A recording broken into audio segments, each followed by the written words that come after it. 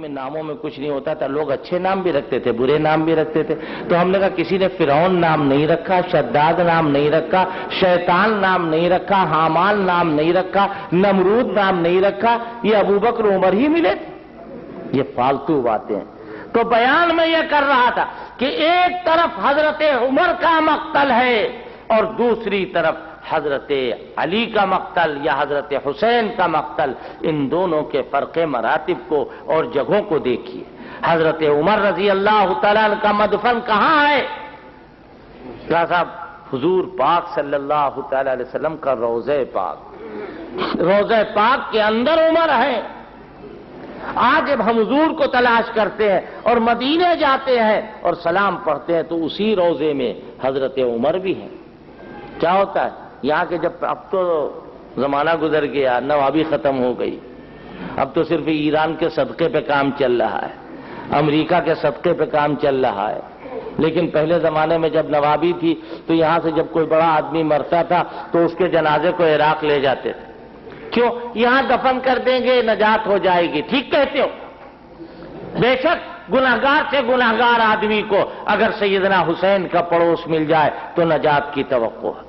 لیکن یہ یاد رکھنا کہ ایک نواب صاحب جو مرغے لڑاتے تھے، جو بٹیرے لڑاتے تھے، جو تمام قسم کی پتنگ بازیاں کرتے تھے اور نہ معلوم کون کون سی بازیاں کرتے تھے، ان کی نجات حسین کے پڑوس میں ہو سکتی ہے اور ابو بکر عمر کی نجات حسین کے نانا کے پڑوس میں نہیں ہو سکتی.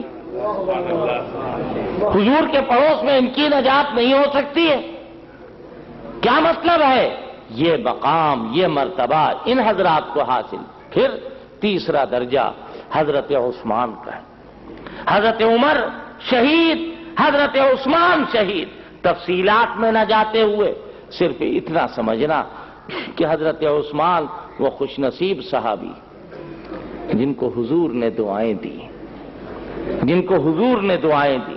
ایک واقعہ مجھے یاد آیا، مجھے خلش رہے گی اگر وہ نہ بتاؤں. قرآن پاک میں منافقوں کے لیے اللہ نے فرمایا کہ اے پیغمبر آپ ان کی قبر پر بھی نہ کھڑے ہوئیے اور ان کی جنازے کی نماز بھی نہ پڑھیے. آپ نے سنا ہے، مولانا شوکت صاحب بیان کر گئے، اس سے پہلے بھی آپ نے میری زبان سے سنا ہوگا. لیکن حضرت عثمان کے لیے کیا فرمایا اور صحابہ کے لیے کیا فرمایا کہ اے پیغمبر آپ ان کے لیے دعا کیجئے. ایک مرتبہ حضور کے ہاں 2-3-4 دن کا فاقت، کھانا نہیں، کوئی چیز نہیں، آپ کا وقت گزر رہا ہے اور کمزوری بڑھ رہی، سخت پریشان، کسی سے مانگ نہیں سکتے. اور کسی کو احساس، حضرت عثمان کو پتہ چل گیا. بہت سا کھانا پکا ہوا اور بہت سا کھانا بغیر پکا ہوا حضور کے یہاں لے کے آئے. ازواج مطہرات میں سے کسی زوجہ مطہرہ کو آپ نے دیے. وہ کھانا حضور جب آئے پوچھا کہاں سے آیا تھا؟ بتایا گیا کہ حضرت عثمان آئے تھے اور وہ آ کے دے کے چلے گئے. آپ وہاں نہیں رکے، فوراً مسجد میں آئے، اپنی مسجد میں، اور آ کر کے دعا کر رہے ہیں اے اللہ جیسے نبی کا دل آج عثمان نے خوش کیا ہے، آپ اسی طرح عثمان کا دل خوش کر دیجیے. دعا کر رہے ہیں. یہ دعا ایسی دعا ہے کہ حضور پاک صلی اللہ تعالی علیہ وسلم کر رہے ہیں. کیوں؟ فرمایا وَصَلِّ عَلَيْهِمْ إِنَّ صَلَاتَكَ سَكَنٌ لَهُمْ. آپ ان کے لیے دعا کیجئے، آپ کی دعاؤں سے ان کو سکون ملے گی، آپ کی دعاؤں سے ان کو سکون ملے گا. آپ ان کے لیے دعا کیجئے. حضرت عثمان کے لیے دعا ہو رہی. حضور فرماتے ہیں لِكُلِّ نَبِيٍّ رَفِيقٌ فِي الْجَنَّةِ وَرَفِيقِي فِيهَا عثمان بن عفان. جنت میں ہر ایک نبی کو ایک ساتھی اور ایک دوست ملے گا. میرے ساتھی، میرے دوست وہاں عثمان ہوں. نوٹ کیجئے اس بات کو کہ تمام نبیوں کے زمانے میں حضور تک ایک آدمی کوئی ایسا نہیں رہا ہے کہ جس کو نبی کی 2 بیٹیاں ملی ہوں. اکیلے حضرت عثمان ابن عفان. حضرت عثمان ابن عفان کا مقام یہ فرمایا کہ حیا کرو، اللہ کے فرشتے ان سے حیا کرتے. حضور پاک صلی اللہ علیہ وسلم بے تکلفی کے ساتھ بیٹھے ہوئے تھے. حضرت ابو بکر آئے آپ بیٹھے رہے, حضرت عمر آئے آپ بیٹھے رہے, حضرت عثمان آئے آپ نے جلدی سے اپنا کرتا اور درست کر لیا, اپنا پیجامہ درست کر لیا. کیوں؟ وہ آ گیا ہے کہ جس سے اللہ کے فرشتے حیا کرتے ہیں. کیسے مبارک ہے حضرت عثمان اور کیسا بلند مقام ہے حضرت عثمان کا. شہید ہوئے, شہادت کے واقعات نہیں بیان کرنا ہے. حضرت عثمان شہید ہوئے اور بڑی دردناک شہادت. میں نے تو وہ گھر بھی دیکھا ہے کہ جو حضرت عثمان کا گھر کہا جاتا تھا.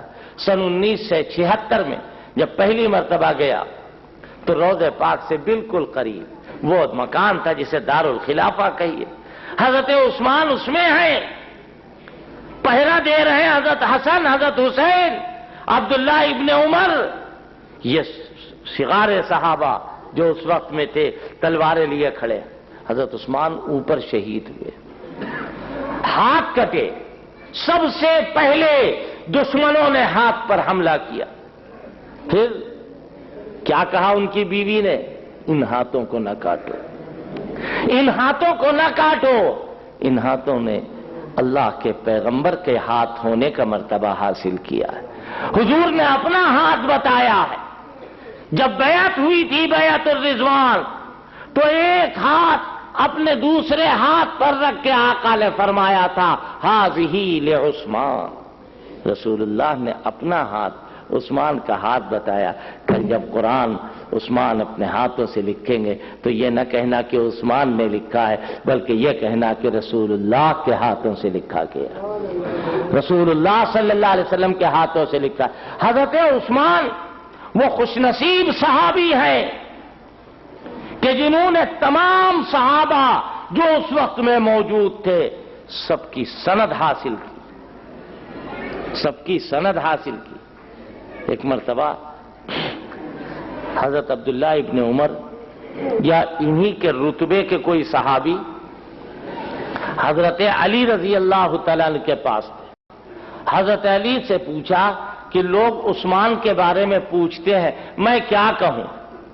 کہا تم بتاؤں میں تم کو کیا کہو؟ یوں کہنا کان واللہ من الذین آمنوا ثم اتقوا واحسنوا واللہ یحب المحسنین. خدا کی قسم وہ ان لوگوں میں سے تھے جو ایمان لائے اور پرہیزگاری انہوں نے اختیار کی اور نیکی اختیار کی. اللہ نیکی اختیار کرنے والوں کو پسند فرماتا ہے. حضرت علی نے قرآن پاک کی اس آیت کا مصداق حضرت عثمان کو قرار دیا. حضرت عثمان ابن عفان کھڑے ہو کر کے تمام صحابہ کو پکار کے تقریر کر رہے, بتاؤ یہ واقعہ میرا ہے یا نہیں, بتاؤ یہ واقعہ ہے میرا یا نہیں.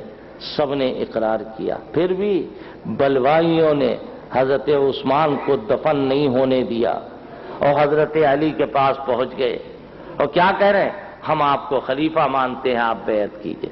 فرمایا کہ مجھے عثمان سے حیا آ رہی ہے, مجھے عثمان سے حیا آ رہی ہے. حضرت علی فرما رہے مجھے عثمان سے حیا آ رہی ہے. کیوں؟ ابھی ان کو دفن بھی نہیں ہونے دیا اور پھر بھی آ کر کے مجھ سے بیعت لے رہے ہو. حضرت عثمان ابن عفان کو حضرت معاویہ نے اپنے آپ کو جوخم میں ڈال کر حشر کوکب میں جنت البقیع کے آگے بڑھ کر کے دفن کیا. بعد میں وہ جنت البقیع میں شامل کیا گیا. اسی لیے جنت البقیع میں جب جائیے تو فوراً حضرت عثمان کا مزار نہیں ملے گا, بلکہ آگے بڑھ کر کے بڑی مشکلوں سے وہاں دفن کیے گئے. یہ حضرت عثمان کی شہادت مختصراً اور بغیر کسی الٹی سیدھی بات کو ملائے ہوئے. حضرت عثمان کی شہادت فتنوں کا دروازہ کھل جانا, فتنوں کا دروازہ کھل جانا. جنگ جمل ہوئی, جنگ صفین ہوئی. عام طریقے پر لوگ کہہ دیا کرتے ہیں کہ اس موقع پر فلاں لڑنے آیا, فلاں لڑنے آیا. جی حضرت عثمان کی شہادت کے بعد, بالکل مختصر چند منٹوں کی بات ہے, بعد میں آگے کی بات عرض کروں گا. حضرت عثمان کی شہادت کے بعد حضرت طلحہ و زبیر حضرت عائشہ کے پاس پہنچے. وہ حج کرنے گئی ہوئی تھی مکہ مکرمہ. وہاں جانے کے بعد انہوں نے کہا کہ یہ حالات پیدا ہوئے ہیں، امیر المومنین شہید ہو گئے ہیں، حضرت علی کو بلوائیوں نے اپنے قبضے میں کر لیا ہے اور یہ حالات پیدا ہو رہے ہیں، مدینہ اب دارالسلطنت نہیں رہا بلکہ کوفے منتقل ہو گیا، آپ اگر کچھ کر سکتی ہو تو کیجئے۔ فرمایا ام المومنین نے کہ میں تو نہیں جاؤں گی، کچھ دنوں کے لیے میں مدینہ نہیں جاؤں گی، حالات تھوڑا تھم جائیں۔ حضرت طلحہ اور حضرت زبیر نے رائے دی کہ آپ کوشش کیجئے کہ علی کو ان کے چنگل سے نکال لیا جائے، یہ بلوائی کامیاب نہ ہو پائے، اس میں عبداللہ ابن سبا بھی ہے اور یہ حالات بگڑتے چلے جائیں گے، پھر بڑا فتنہ ہوگا، بڑا فساد ہوگا۔ حضرت عائشہ نے کہا چلو تم لوگ کوئی شکل نکالو، میں چلتی ہوں۔ وہ حضرت عائشہ لڑنے کے لیے نہیں گئی تھی، اصلاح کر لیجیے، لڑنے کے لیے نہیں گئی، حضرت علی کے مقابلے پر نہیں گئی تھی، حضرت طلحہ کے ساتھ گئی، حضرت زبیر کے ساتھ گئی۔ کیوں؟ حضرت طلحہ حضرت زبیر معمولی لوگ ہیں، معمولی لوگ ہیں۔ ارے حضرت طلحہ الگ ایک بہت بڑا ایمان کا پہاڑ، حضرت زبیر الگ ایک ایمان کا پہاڑ ہے، حضرت علی ایمان کا پہاڑ الگ ہے، یہ سارے ایمان اور ایمانیات سے عبارت ہے۔ کیوں فرق کرتے ہو ان کے اندر؟ کیوں جدا کرتے ہو ان کو شریعت اسلامیہ کے قانون سے؟ حضرت طلحہ حضرت زبیر گئے، جا کر کے بات چیت شروع ہوئی، حضرت علی کے پاس خطوط گئے۔ اب یہ طے ہوا 2-3 دن کے بعد کہ آج حضرت علی کی حضرت طلحہ حضرت زبیر ان لوگوں سے ملاقات ہوگی۔ بلوائیوں نے سوچا ہمارا تو سارا کھیل بگڑ گیا، اور انہوں نے کوشش کی تھی کہ ایسی ملاقات ہو کہ جس میں یہ بلوائی شریک نہ ہو، اور ان کا اچھا تو پھر ایک کام کرو، آج ہی رات میں حملہ کر دو۔ عبداللہ ابن سبا نے کہا کچھ تیر ادھر سے پھینک دو، وہ کہیں گے علی نے پھینکے، ادھر سے پھینک دو، وہ کہیں گے طلحہ اور زبیر نے۔ شروع ہوئی لڑائی، دونوں طرف غلط فہمیاں پیدا ہوئی۔ مسلمانوں سچ بتاؤ، یہ جو جملے میں آپ کے سامنے عرض کر رہا ہوں یہ مستند تاریخ کے حوالے سے غلط فہمیاں پیدا ہوئی، بالآخر لڑائی رکی اور ایک دوسرے کی طرف سے کوئی دل کے اندر میل نہیں۔ حضرت علی حضرت طلحہ و زبیر کی قدر کرنے والے اور حضرت طلحہ حضرت علی کی قدر کرنے والے۔ حضرت طلحہ شہید